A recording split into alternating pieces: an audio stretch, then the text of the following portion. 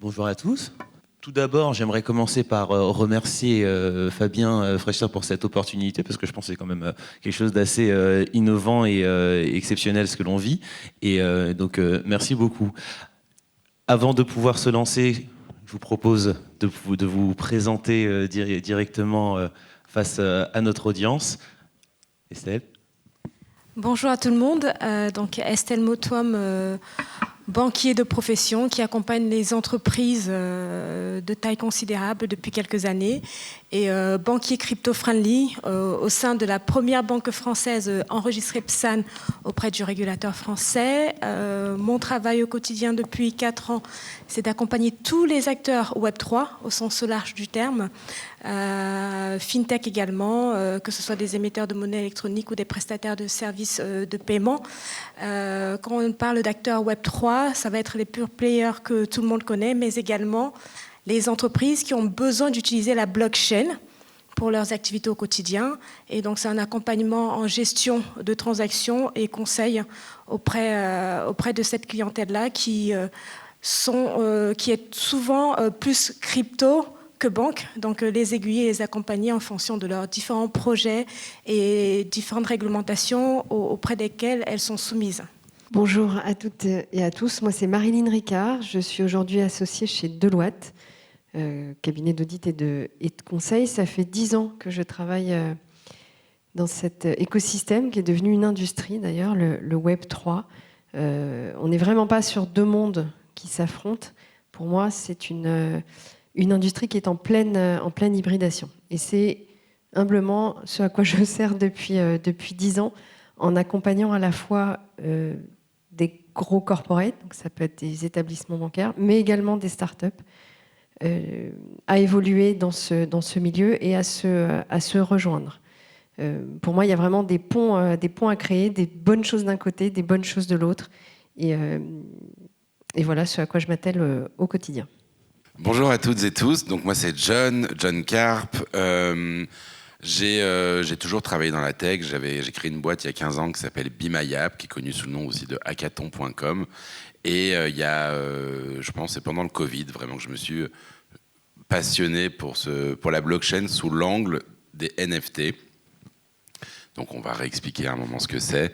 Mais donc du coup, je suis tombé dedans. J'en ai beaucoup collectionné au niveau de l'art digital, puis après je me suis diversifié dans plein d'autres choses. Donc j'ai créé un podcast qui s'appelle NFT Morning, qui parle de ça tous les matins, à 9h en direct, ou quand vous le voulez sur Spotify ou vos plateformes de podcast préférées. Et j'organise un salon sur le sujet, qui est un salon référent international, qui se passe à Lisbonne au Portugal, qui s'appelle NFC Summit. Voilà. Super, merci beaucoup. Alors, je pense que vous avez entendu un certain nombre de mots qui, peut-être, vous étiez inconnus, peut-être pas, on verra. Donc, NFT, blockchain, crypto. Est-ce qu'à tout hasard, il y a une personne, courageuse, qui n'a jamais entendu parler de la blockchain ? D'accord. Eh ben, super d'être venu, parce qu'on va expliquer un petit peu ce que c'est. La crypto, le Web 3. Alors tiens, on va commencer d'ailleurs avec ça, le Web 3. Qu'est-ce que ça veut dire ? Qu'est-ce que c'est ? Comment ça s'est développé ? S'il y a un Web 3, ça veut dire qu'il y a eu un Web 1, un Web 2. Qu'est-ce que ça veut dire ? Et je pense qu'on va pouvoir se lancer avec cette première question. Je vais vous laisser vous l'expliquer. Vous êtes les spécialistes. Qui veut se lancer sur le sujet du Web 3 ? Allez, je me lance. En fait, toute la question qui s'est posée depuis qu'Internet est arrivé, c'est la question finalement de la propriété, si vous voulez. Je vais vous donner un exemple parmi tant d'autres. Mes enfants, ils ont une Nintendo Switch. Je ne sais pas si vous voyez la console. Quand ils achètent une cartouche de jeu normale, elle coûte 60 €. Et donc, ils ont acheté Mario. Quand ils peuvent acheter ce Mario chez Micromania, à la Fnac ou autre. Ou bien ils peuvent le télécharger sur le Nintendo Store. Il coûte aussi 60 €. Donc c'est la même chose. Mais en fait, il y a une différence fondamentale. Le même produit, le même prix, le même projet, le même sujet. Sauf que le jour où il y a un copain qui veut jouer à Mario, si mon fils il a la cartouche, il peut lui prêter à l'école. Il peut l'échanger. Il peut lui faire profiter. Il peut aussi, d'ailleurs, s'il en a marre, l'envelopper et l'offrir à quelqu'un pour un anniversaire. Il peut aller le revendre sur Le Bon Coin ou sur Micromania. Et donc peut-être récupérer une partie pour pouvoir acheter un nouveau jeu. Quand il le télécharge sur le Nintendo Store, il ne peut rien faire. Il est bloqué dedans. Donc en fait, on s'en rend très très peu compte. C'est un exemple, mais qui est le cas pour tous, qu'en fait on consomme du jeu vidéo tous les jours, on consomme des biens numériques tous les jours. Je pourrais vous donner 100 exemples comme ça, mais par exemple Fortnite, qui est un jeu vidéo très connu, qui génère 6 milliards par an de ventes de skins. Donc des skins, vous savez, c'est des vêtements numériques, du style numérique, 6 milliards par an, parce que les gens consomment. Pour Noël, beaucoup d'enfants vont préférer avoir une tenue sur Fortnite qu'une tenue H&M. Donc, si vous voulez, on est déjà là-dedans. Mais c'est la même chose, 6 milliards par an, sauf qu'en fait, le lendemain, ils ne peuvent pas aller sur Vinted pour revendre leur tenue. Ils ont perdu, et donc c'est ça la dimension fondamentale qu'ils font comprendre, c'est qu'il y a un aspect, là je vous donne juste un angle, qui est d'ailleurs le mien, mais en se digitalisant, on est devenus des êtres numériques, mais tous les biens culturels dont on était propriétaire dans le monde réel, eh bien aujourd'hui en fait appartiennent à des multinationales. On a perdu cette notion de propriété. Donc le Web 3, c'est quoi? Je suis désolé, je suis en train de parler tout seul. Je vais m'arrêter. C'est vrai que ça reste un sujet absolument passionnant. Et on comprend qu'il y a une utilisation de ces technologies dans de nombreux domaines. On en parlera dans le domaine de la finance, voir aussi comment le Web 3 peut être utile dans les entreprises et comment finalement on est passé d'une ère de la digitalisation en prenant avec un Web 1 où on faisait une recherche Google, un Web 2, en vulgarisant très brièvement, en Web 2 où on pouvait échanger, où maintenant on va dans un Web 3 où on va encore plus loin en parlant de propriété de propriété virtuelle.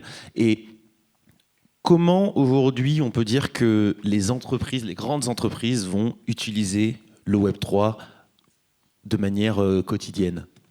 Marine. Alors, pour moi, la blockchain, c'est une invention dont les propriétés technologiques remplissent des choses dont le monde a besoin aujourd'hui. Donc John parlait de la propriété des objets numériques. Il y a aussi reprendre le contrôle de son argent. Aujourd'hui, ce qu'on appelle les monnaies fiat, l'euro, le dollar, etc. Tout ceci est maintenu par des banques centrales qui, quand elles le veulent, produisent, la fameuse planche à billets, produisent plus de monnaie, mais ça crée des problèmes d'inflation, déflation. Enfin, avec la blockchain, c'est pas ça. Le Bitcoin, il y en a une quantité finie. Puis votre argent, vous pouvez le garder vous-même sur des clés, Ledger ou autres. Ça recrée de la confiance dans ce monde qui en a beaucoup perdu. Pour des sujets géopolitiques, pour des sujets aussi digital, il y a de moins en moins d'humains, donc voilà, on a besoin de confiance. Donc pour moi, ça remplit des vides que la société elle-même avait créés.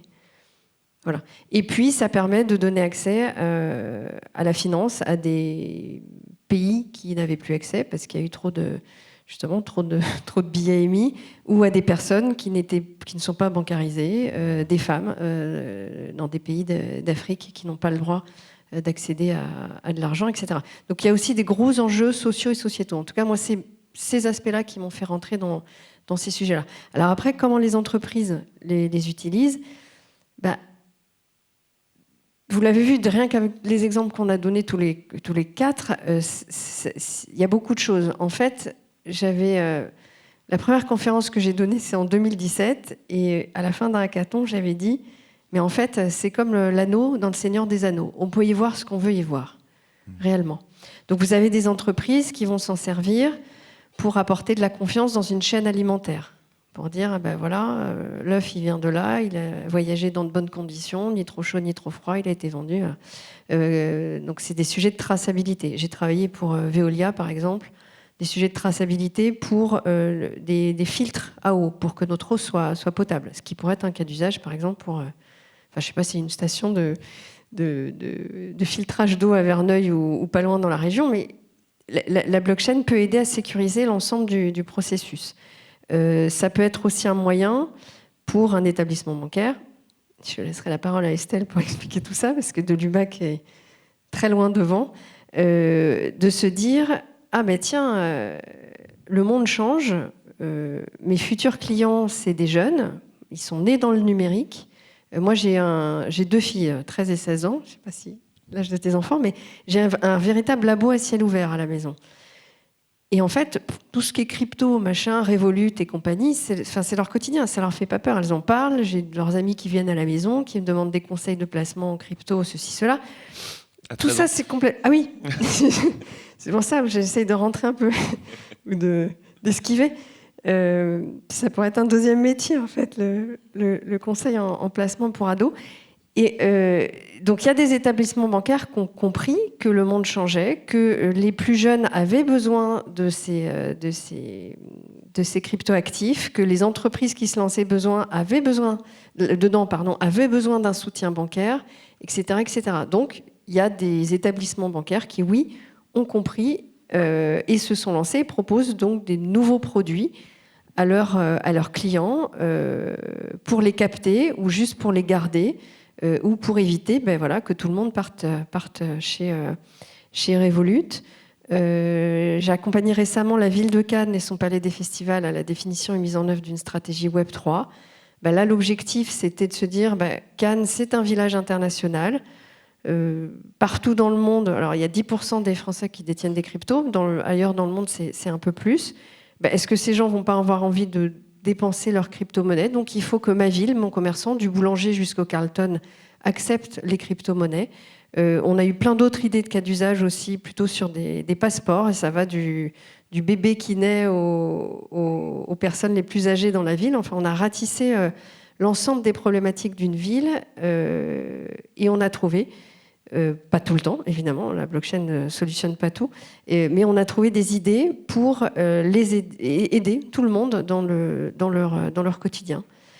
Voilà. Et vous avez aussi des entreprises qui, par réaction, s'y mettent. Faut savoir que les services de police et de gendarmerie, il y a des gens hyper calés sur ces sujets-là, qui font des investigations, des perquisitions, pour trouver des crypto-monnaies. Ça aide à déceler, on dit souvent la crypto, c'est des trafiquants, etc. À l'inverse, justement, les trafiquants ou les pédophiles ou les narcotrafiquants, les trafiquants d'armes, etc., qui utilisent des cryptos, sachez qu'on les repère plus facilement quand ils utilisent des crypto-monnaies. Donc ça aide à lutter contre le crime, etc., etc. Voilà. Il y a vraiment toute une industrie complètement parallèle qui est en train de se créer et qui aide à solutionner une partie des problèmes de ce monde. C'est vrai que... Je vais vas-y, bien sûr. me permettre de rebondir sur tes 2 questions. Le Web 2, Web 3, c'est quoi la différence en complément de ce que tu as apporté? Donc le Web 2, c'est ce que nous connaissons tous. Aujourd'hui, c'est Internet, c'est l'échange. La première, le Web 1 en 90, c'était limite Wikipédia, si on peut faire l'équivalent. Après, on a eu le Web 2 avec le HTTP. Et après, on a eu le HTTPS, si vous vous en souvenez, il fallait avoir le S pour être sûr que le site Internet était sécurisé.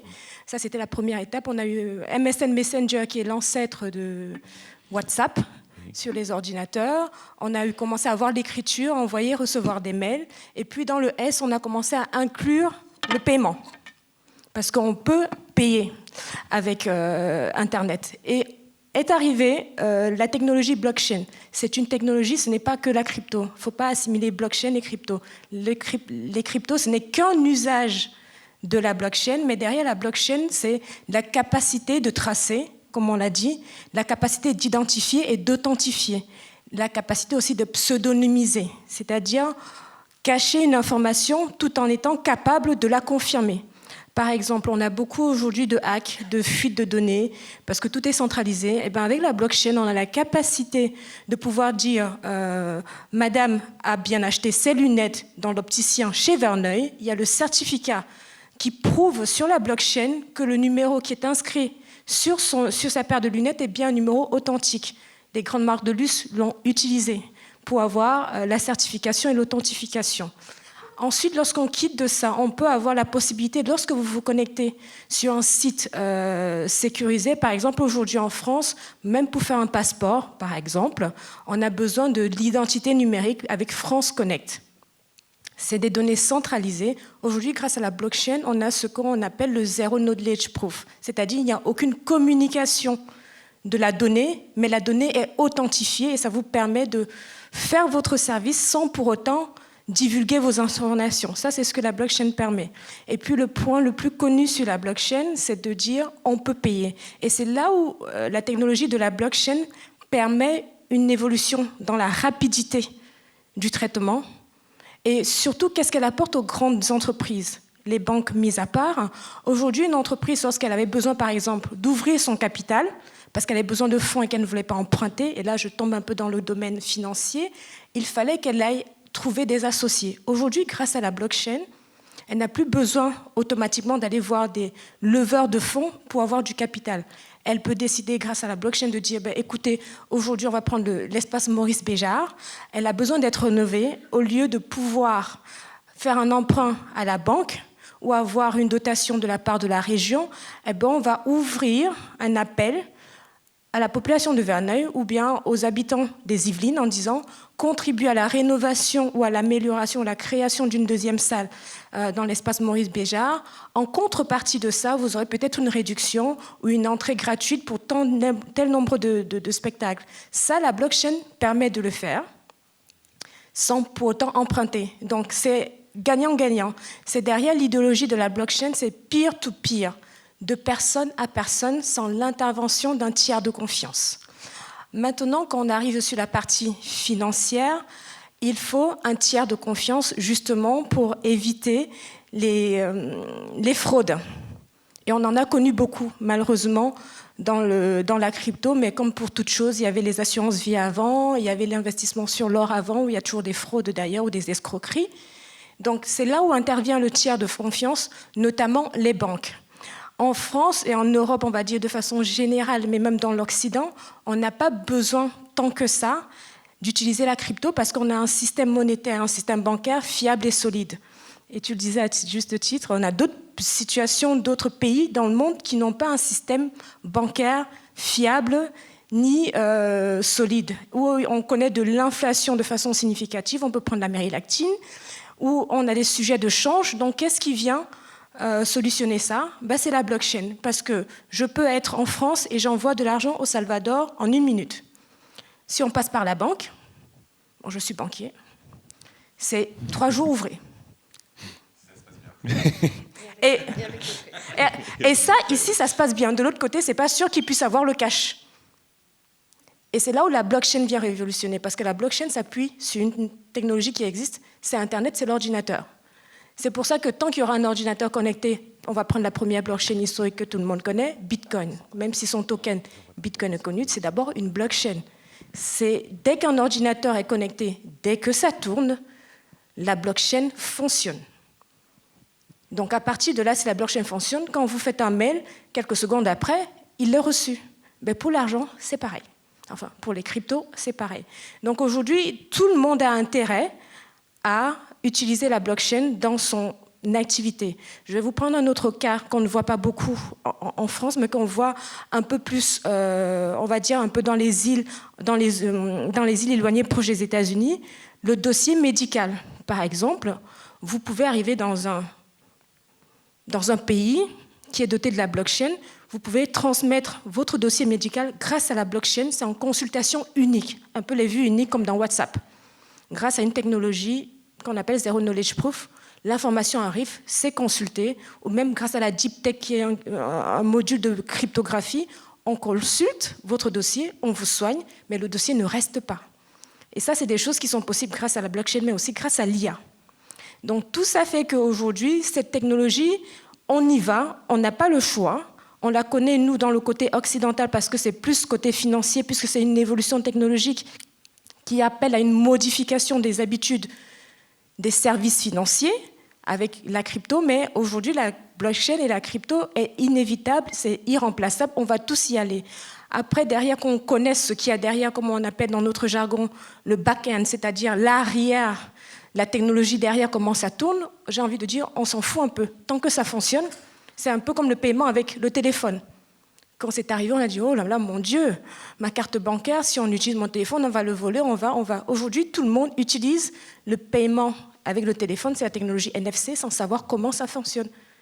La blockchain, ce sera exactement la même chose, sauf qu'on aura besoin de tiers de confiance, qui sont les banques, pilotées et managées par les autorités de tutelle, pour que le côté financier, dont le côté crypto, soit utilisé en toute quiétude par le citoyen, que ce soit une personne physique ou une personne morale.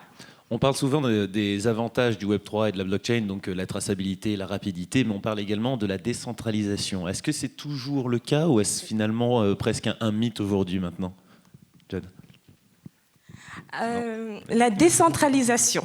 Alors, la décentralisation et la centralisation. La décentralisation, dans le terme blockchain, c'est qu'il y a plusieurs personnes qui font tourner la blockchain. Ce n'est pas une seule personne ou une seule entité qui décide du fonctionnement. C'est ça l'idée même de la décentralisation et c'est l'idée d'origine de la blockchain Bitcoin. Et il faut une partie de centralisation parce que tout ne peut pas être décentralisé. Par exemple, pour la gestion, après c'est un débat idéologique, là pour le coup, c'est un débat idéologique, il y a des blockchains qui doivent, ou des usages qui doivent être centralisés pour un meilleur suivi, parce que peut-être ce seront des spécialistes là qui vont devoir l'utiliser. On va parler par exemple de recherche. Si on fait de la recherche, tout le monde ne peut pas venir sur la blockchain. Il faut qu'on puisse donner l'accès, entre guillemets, à cette blockchain à des personnes qui sont à même d'utiliser, de comprendre et de transmettre les informations. Après, sur la décentralisation, et là ça revient notamment sur la partie de finance décentralisée, c'est de pouvoir donner accès à tout le monde sans qu'il n'y ait une autorité de contrôle ou de gouvernance qui décide de comment ça va marcher. Donc je dirais que tout dépend des cas d'usage et de l'objectif de la blockchain. Ouais, je pense que c'est... alors, on est encore dans des notions un peu complexes. Hein. C'est vrai qu'on se dit, mais est-ce que c'est vraiment important ? Faut comprendre pourquoi on se prend la tête, en fait, sur cette notion de décentralisation. C'est vrai que c'est ce qui a fait son succès au départ. On parlait du Bitcoin. En fait, il faut comprendre qu'on est dans un monde où les choses changent vite sur le plan social, sociétal, politique. On a été assez préservé en Occident jusqu'à présent, même si ça commence on commence à avoir des petits nuages quand même à gauche à droite. Et dans des pays, je sais pas moi, d'Afrique, d'Amérique du Sud, c'est des questions qui sont posées très rapidement. Quand vous avez, en fait, quand on parle de centralisation, c'est un truc très très simple. J'ai 100 000 euros sur mon compte, c'est une inscription 1 0 0 0 0 0. Aujourd'hui, quand c'est sur mon compte en banque, théoriquement, ça veut dire que c'est centralisé. Ça veut dire quoi ? Ça veut dire que cette information est dans une base de données, pour simplifier, on va dire une sorte de gros Excel. Et dans ce gros Excel, à un moment, c'est écrit mon nom, mon prénom et un montant. Et tout ça, c'est stocké sur les serveurs de la banque. Les serveurs, pour faire simple, on va dire, c'est comme si on disait sur l'ordinateur de la banque. Même s'il y en a plein, au final, c'est l'ordinateur. C'est comme si c'était sur l'ordinateur de la banque. Ça signifie quoi ? Ça signifie que ça s'est passé dans beaucoup de pays. Le jour où on se dit « Attends, mais lui, on ne sait pas trop, il a dit ci, il a fait ça, il a pensé ci. Ah non, mais finalement, l'État, il est mal en ce moment, on a besoin d'argent, donc il faut le prendre sur le compte des gens. » Et bien, cette inscription, l'État, il va dire à la banque « En fait, tu vas enlever un zéro, parce que c'est mieux comme ça. » Ça s'est fait dans beaucoup de pays. C'est pas une blague, on croit que c'est quelque chose de théorique. C'est ça, en fait, la notion de centralisation. Quand vous êtes en France aujourd'hui, je le vois aujourd'hui, moi je reçois des paiements, et sur beaucoup de paiements, soit qui viennent de pays qui ne sont pas de l'Union européenne, soit, pour beaucoup de raisons, la banque va vous dire pourquoi, comment, facture, attendez, justifiez, s'il vous plaît, pourquoi. Ça arrive tous les jours à beaucoup de gens, et de plus en plus. Donc, si vous voulez, donc ça c'est le principe de la centralisation. La décentralisation, en effet, c'est ce qui a fait la force de Bitcoin originellement. Il n'appartient à personne. Il n'y a pas un patron qui est là pour dire « Ah bah attends, lui, c'est pas bon ».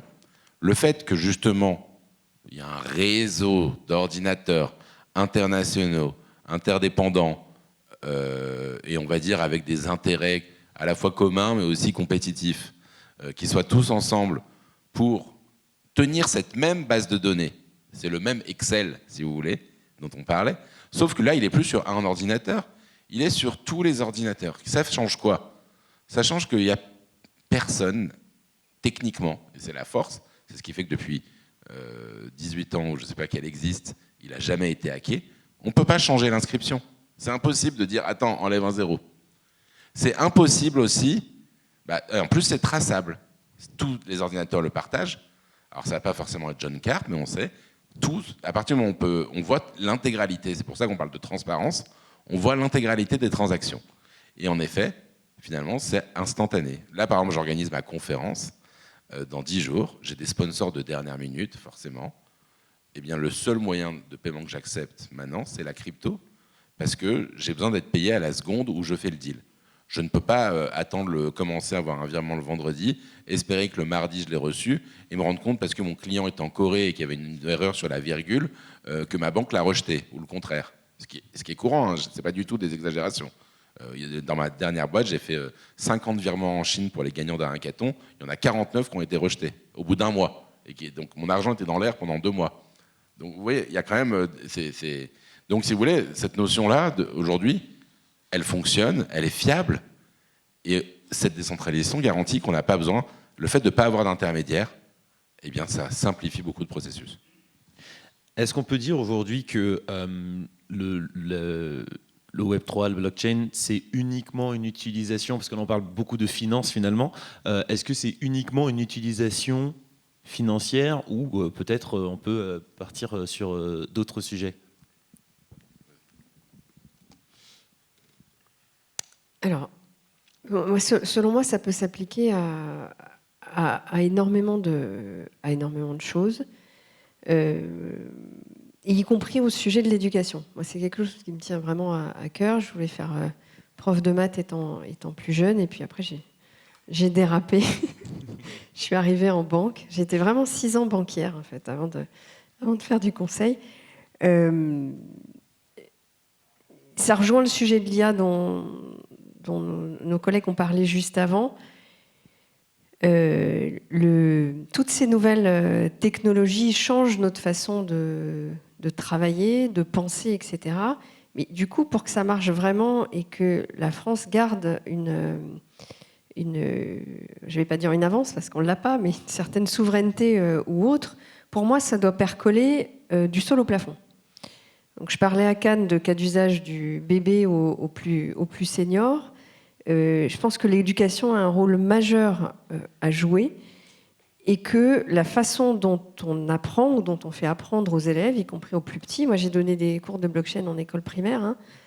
Mes filles évidemment, pas n'importe où, mais il peut y avoir des cas d'usage, y compris dans les écoles, et il faut que le système éducatif, dès le plus jeune âge, insuffle ces sujets-là, que ce soit la blockchain, que ce soit l'IA ou toutes les nouvelles autres technologies qui arrivent. Il faut une plus grande souplesse, on va dire, dans l'éducation. Ça peut aider aux emplois futurs en France, puisqu'on forme l'élite de demain. Ça peut aider aussi à plus de collaboration. Je pense que le monde aujourd'hui aussi a besoin de collaboration. Estelle, tu parlais de... voilà, si on lance un sujet ici pour la salle de Verneuil, vous auriez le droit à des trucs, des avantages en particulier. Il y a un système de communauté. Je pense que le monde aujourd'hui fonctionne comme ça, en fonction de communauté. Il y a des influenceurs émérites. Voilà. Les personnes ont besoin de se rattacher à une figure. Ça peut être... terrible, ça peut être d'autres, ou de raccrocher, de partager leur passion avec d'autres et pas forcément une copine à l'école, ça peut être quelqu'un à l'autre bout du monde qui a la même passion, etc. La blockchain, ça permet de faire ça, de rapprocher les gens entre eux, de les faire aller plus loin dans leur passion, parce qu'évidemment, on va découvrir un tel qui adore aussi les poneys, mais qui est à l'autre bout du monde, et je sais pas, ça peut être une autre façon de voir les choses, ou de la cuisine, etc. Et même dans l'art. Même dans l'art, clairement. Le sujet des NFT, c'est beaucoup dans l'art qu'il a décollé. C'est sans doute, c'est peut-être grâce à ça que vous êtes venu au sujet de la blockchain, du Web3, etc. Parce que grâce à des sujets comme ça, c'est devenu mainstream. Il y a encore un autre mot qui s'appelle la tokenisation. Bon, ça existe dans l'immobilier, ça peut exister dans d'autres sujets. Pour moi, c'est un truc qui est chouette. En fait, un objet physique est transporté dans le monde virtuel et il est coupé en petits bouts. Je la fais très simple, hein. Mais du coup, ça permet à tout le monde d'accéder à un petit bout de la propriété. Donc, au lieu d'acheter un appartement entier, ce qui est de plus en plus compliqué, moi, je vois les garçons dans mon équipe, ça me fait mal au cœur parce que il y a 20 ans, j'avais le même grade qu'eux. Moi, je me suis acheté un appartement avec mon mari. Aujourd'hui, ils peuvent pas. Ils peuvent même pas s'acheter un appartement. Alors qu'ils sont au même niveau, aussi brillants que moi, aussi passionnés. La tokenisation immobilière permet d'acheter un petit morceau d'immobilier, d'être propriétaire d'un petit truc, ou d'être propriétaire d'un morceau d'art, d'être propriétaire d'une partie de sa passion. Alors certes en virtuel, mais quand même. Mais du coup, ça permet d'être à l'intérieur d'une communauté, d'échanger. Tiens, j'ai acheté ce petit bout d'appartement là à Paris, puis finalement, ça a l'air de bouger à Cannes. J'ai en acheté un à Cannes, puis après au Maroc. Des bourses d'échange comme ça, comme quand on était petit et qu'on échangeait nos cartes Panini ou Candy, ou je ne sais pas ce que vous avez l'air d'avoir à peu près mon âge dans la salle, donc je... Quasiment le même, ouais. Quasiment. Et du coup, d'entretenir cette passion, de rencontrer d'autres gens, et puis d'avoir des bourses d'échange et d'apporter plus de vie dans la vie. Donc oui, ça peut s'appliquer à beaucoup de sujets. Et donc justement, j'avais juste parlé rapidement de l'art et qu'on va arriver à la fin malheureusement de ce panel, mais j'aimerais quand même qu'on puisse dire un petit mot sur les NFT. Alors il y a eu beaucoup d'encre, beaucoup d'articles, beaucoup de choses qui ont été dites et écrites sur ces sujets, mais j'aimerais quand même te poser la question, John. Tu organises justement le Non-Fungible Conference qui va se faire dans 10 jours. Est-ce que tu penses aujourd'hui que le NFT, beaucoup de personnes nous disent que c'est déjà une ancienneté, ou est-ce que c'est encore un sujet d'avenir ? Bon, évidemment, je vais te répondre que c'est que le début. Non, moi, je vais être très très rapide, mais je vais être très rapide parce que c'est la fin du panel. Mais concrètement, le principe, enfin ce que je disais au début d'ailleurs, hein, on est des êtres digitaux.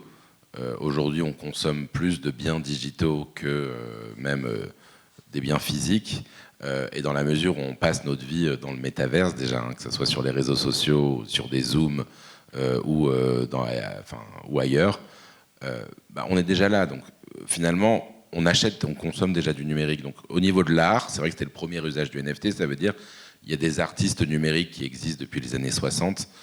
Ils avaient du mal à être commercialisés par les galeries parce que c'était un support difficile à interpeller. La notion de propriété est complexe. Le NFT a simplifié cette logique. Et en fait, depuis, en fait, c'est en cours, c'est le présent. Hein. En fait, on ne se rend pas compte à quel point il n'y a pas un musée dans le monde qui n'est pas en train de travailler sur un projet avec de l'art numérique et des NFT. Il n'y a pas une galerie dans le monde qui travaille pas. Alors, c'est une techno, donc ça veut dire c'est pas quelque chose qu'un artiste va s'appuyer dessus, mais de temps en temps, il va l'utiliser de la même manière qu'il va utiliser d'autres outils, d'autres canevas justement pour son travail. Mais c'est pas que, en fait, c'est déjà, et quand on se rend compte, quand on regarde de près, on voit la vitesse à laquelle ça avance.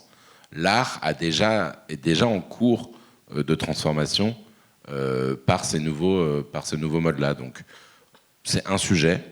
Aujourd'hui, c'est l'art. Je pense que le jeu vidéo va être impacté à un moment donné. Et ça commence totalement sur le jeu vidéo. Il commence à y avoir des jeux, justement, et certains qui marchent bien. Par exemple, la FIFA a donné son exclusivité à un jeu qui repose sur les NFT. La NHL aussi, enfin des grandes ligues. Donc c'est le présent. La billetterie, je vous parlais de la FIFA justement, ils ont annoncé donc leur blockchain, leur propre blockchain de la FIFA, qui se lance avec justement des NFT que vous possédez, qui vont vous permettre de faire les préachats des grands billets de Coupe du Monde Donc de vous identifier, parce que vous savez, c'est toujours la guerre, genre en 10 secondes, tous les billets partent, il y a de la fraude, il y a le marché noir qui se le fait. Donc là, je m'identifie, j'ai prouvé par mes actions de fan en ligne que je méritais justement, où je l'ai acheté très cher. Donc voilà, et donc je vais pouvoir avoir ces accès, je vais avoir une billetterie aussi qui repose sur cette grande base de données blockchain dans laquelle justement je vais pouvoir organiser mon second marché avec des billets NFT. La FIFA va aussi le lancer. Il y a les doubles numériques. Les doubles numériques, c'est quoi? C'est ce qu'on appelle le real world asset. Ça veut dire que je possède un NFT qui a son équivalent. Donc c'est un peu comme la tokenisation, mais par exemple, il y a une boîte qui cartonne, qui s'appelle Courtyard, qui est tout simplement devenu le leader mondial, le plus gros stock mondial de cartes Pokémon au monde. Ils les détiennent chez eux, dans les coffres de la Brinks, en fait, avec qui ils sont partenaires. Et vous pouvez les acheter et les vendre de manière numérique. Quand vous voulez les acheter, vous achetez d'abord ça. C'est beaucoup plus fiable qu'aller sur le Bon Coin ou sur eBay. Vous ne savez pas si vous avez un faux, vous ne savez pas si vous allez le recevoir, vous ne savez pas comment ça va se passer. Le jour où vous voulez recevoir la carte, ils vous l'envoient. Autrement, vous pouvez même la revendre et elle reste dans leur coffre. Et ça existe pour les cartes Pokémon, pour le vin, pour les montres, pour les voitures.